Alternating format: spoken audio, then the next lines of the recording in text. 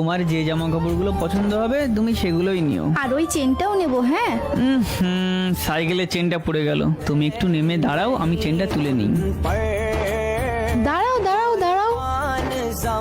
সিমরা, রেশমা কেমন আছিস তুই? ভালো আছি আমি। তোর সাথে 2 বছর পর দেখা হলো। আর এটা কে? আমার হাজবেন্ড। এই ভিখারি তোর হাজবেন্ড? আরে ইয়ার, কিভাবে থাকিস এর সাথে? কার আর বাইক ছাড়া আমি এক পাও চলতে পারি না, আর তুই এই ভাঙা সাইকেলে?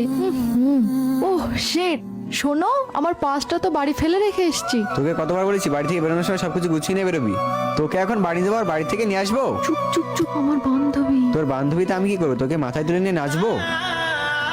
বোন, ভালো থাকতে গেলে গাড়ি, মোটরসাইকেল এইসবের দরকার পড়ে না, একটা ভালো মানুষ লাগে। বিশ্বাস কর, যদি স্বামী ভালো এবং কেয়ারিং হয় না, তাহলে যাত্রাপথ সাইকেল নিয়েও অনেক সুন্দর হয়। কখনো নিজের স্বামীর তুলনা টাকার সাথে করো না।